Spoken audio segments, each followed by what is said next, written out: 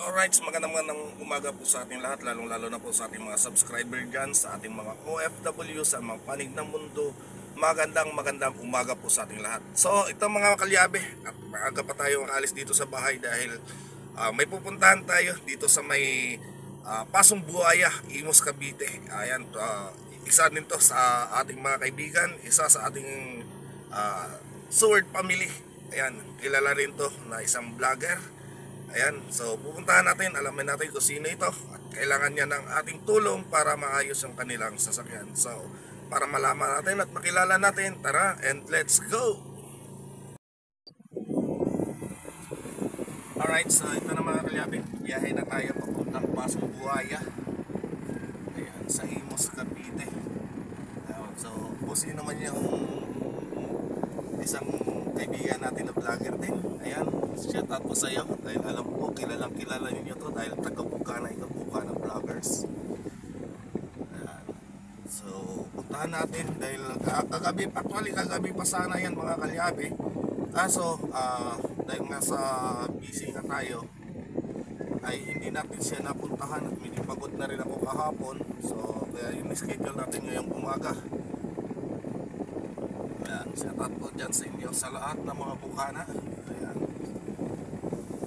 kay Idol Chopper, shout out kay Chong Luis, shout out po sa inyo. So eto at nakakape lang, katatapos lang natin magkape, biyahe na agad, maaga para makarami tayong gawa kasi may paparating pa rin po tayo na isang customer na galing pa po ng Taguig, ay bibisita rin mamaya dito sa atin. So yan, at sa sobrang busy natin ngayon, dami nating schedule, hindi tayo nakakagala masyado, so nagkaroon lang ng konting pagkakataon para makapagpasyal. May pasyal ko yung aking mag-ina kagabi sa dito sa may Tagaytay. Ayan, nagpasyal kami, kasama pa yung shoutout niya po pala sa Millionaires Mindset. Ayan, kasama namin kahapon at nagkaroon po kami ng konting kasiyahan dahil sa loob po ng mahigit 2 dekada ay nagkita din kami ng aming former classmate ng high school.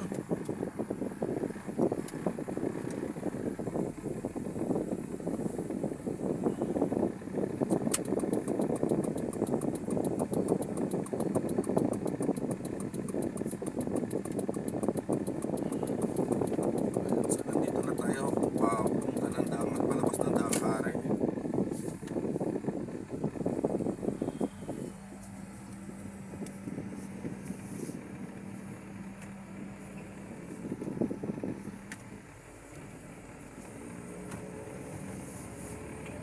Right.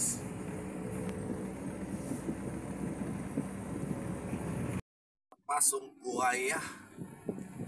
So malapit-lapit na rin, mga 5 minutes ay nandun na tayo sa ating pupuntahan. So malapit lang naman kasi ito mga kalyabi sa bahay.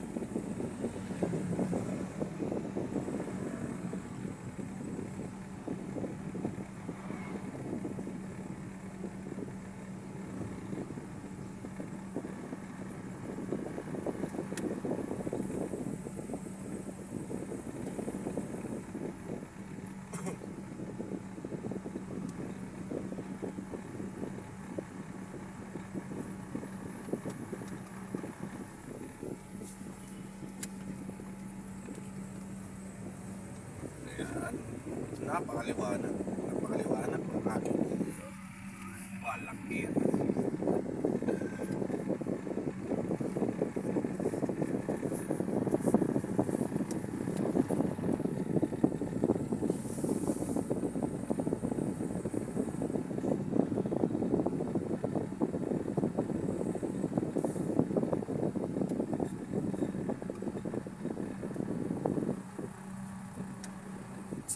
tayo ngayon sa buhay na tubig.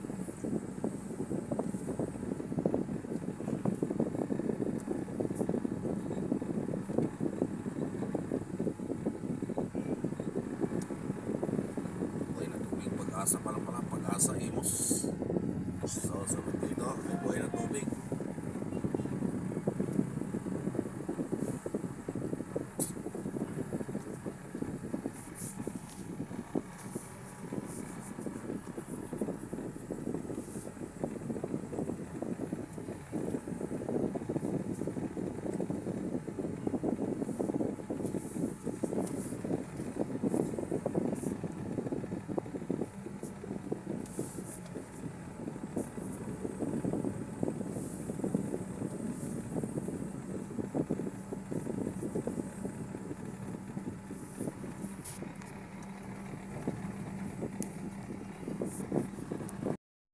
Alright mga kalyabe, at nandito na nga tayo sa California.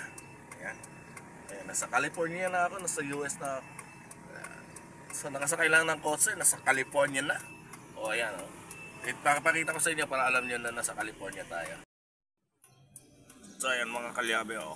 Nasa California na ako at may inaantay ako na isang poging kaibigan natin na taga Boca na. Ayan, alright. So kung sino man siya, ayan, abalangan natin. Dahil susundin tayo dito. Alright! Ayan ang ating kaibigan na sinasabing pogi-pogi. Oh, ayan oh. Shout out kay Matipo. Ayan, susunduin natin ito.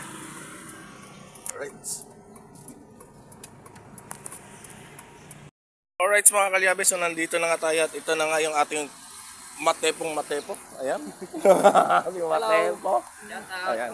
So ito mga kalyabe, at namroblema sila dito sa kanilang multi-cab dahil gawa daw kahapon ay namamatay na lang bigla at saka hindi na, ayaw na tumuloy ang andar. So check natin to dahil nga maaring sa carburetor or yung kanyang filter.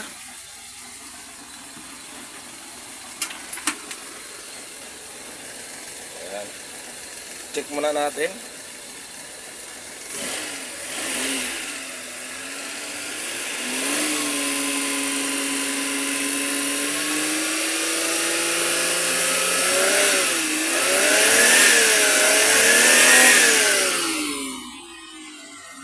Kahapon talaga ako yan, ano yan, nagkakot kami. Oo. Tapos namamatay siya. Di buti, hindi kami pa nakakalabas ng highway. Pumirit ulit kami. Ang hirap andarin kahapon. Pinalamig nyo muna siya bago mandar ulit. Pag ano na, gano'n yan. Pinalamig na lang yan, maandar mo. So check natin yung ignition coil. Kasi kapag mainit at namamatay, pag buminit na siya, bigla na siya mamamatay. Tapos pag paandarin mo, hindi andar, supply ng kuryente ang nawawala. So dito sa ignition coil niya maaaring maging problema. Kasi ang ignition coil natin, pag malamig ulit siya, aandar ulit. Okay naman ang andar niya. Kapag napansin nyo, nung nilabas nyo, magandang andar. Tapos nung uminit, namatay. Tapos inantay nyo ulit, lumabig na ulit siya, gagana ulit siya. Makailang ganyan kahapon yan eh, ano. Bagay nabugbog kasi nagkakot niya kami ng gamit kahapon. Oo. Nililipat kami. So ayan, ito mga kalyabe, inaantay ko lang na uminit itong makina. Obserbahan muna natin para makita talaga natin, ma-point out natin kung talagang ignition coil ang problema. Ayan. Na-endorse mo na siya. Na-endorse mo na rin. That's right. Hindi, ano yun talaga yan. Monetize na siya. So we're family din ng ano yan. Tayo mo ng taga-video dito. Kay Kuya Mick Macanista. Ayan, salamat kay Matepo dahil siya muna yung ating videographer ngayon. Ayan, shoutout nga po pala sa Fanatics. Soul Fanatics sa ano sa Kasanga Foundation, sa Sower Team USA yan kanina May Santos. Oy, malapit na yung ano nila, anniversary nga pala ano. Ops, wag mong kaligtaan, wag mong kaligtaan yung mga Sword Team Kalbo, ha? Ayun, no, shout out sa Team Sower Calvo daw. Kung ano, yung sino ba kasama niya doon? Sila Kuya Kay. Oo, tsaka siya. Si Ma'am Mrs. K at saka si Sir Mr. K.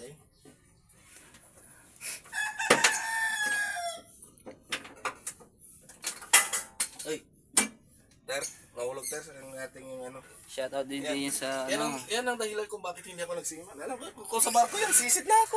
Oo nga no, laglag na yan, bago 100 di pa no. Ang lalim. Kaya Idol Japper, huwag mo isama sa laot. Pag ako magaling ko mo sa laot, nako, sisisid kayo. Panigurado. Dapat pala may saludo sa ilalim no, para hindi diretso hulog.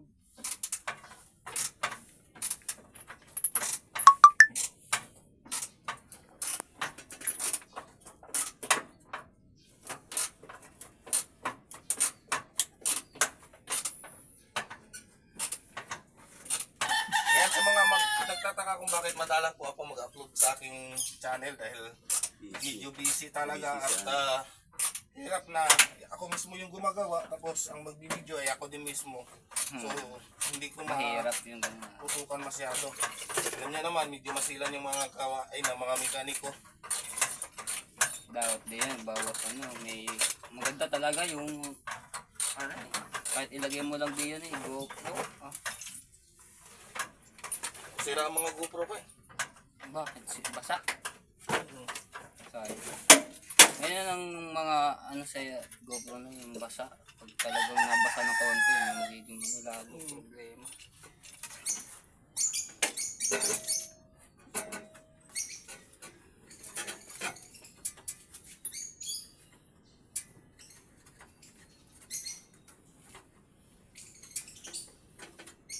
Last light natin, sir.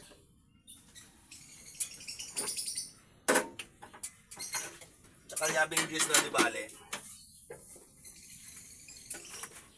Ayan, ganyan kahirap yung ano dito, yung magawa ng mga mekaniko.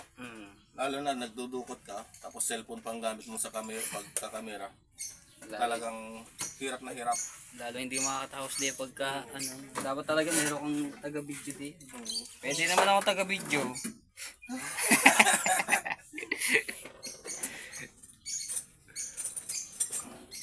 Gamitan ng flashlight.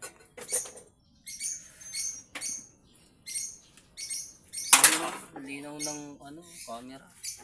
Tsaka ang ganda ng ano, nung gamit yung yung apps pang video.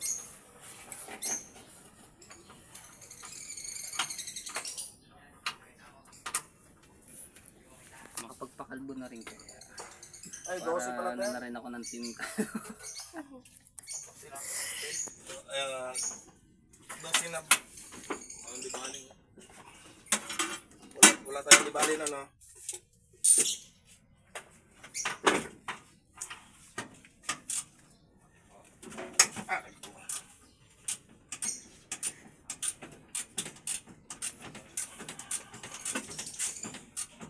Yung doon naman kayo sa isang ano, doon sa van na inayos na sa akin pinsan kay Ana Landoni. Ano siya, pag sinisili niya door, bigla siyang na ano agad, na ano tawag dito? Wild. Hindi man ganun, ano tawag doon sa ano? Una sino? Hindi ko mabigkas yung ano yung salita eh. Kasi wala akong alam sa ano eh, wala masyadong ano sa sakay. Yung? Ayan, ito na nga ang sira. Alin? Ayun, mayroon ano, putol. Asan ba? Diba? Wait! Saan yun? Kaya pala na ano siya. Mahal. Ayan. Nababa ko yung ano. Renz, are yung ano? Ayan, labo na yung camera. Yung sira, yung nakita.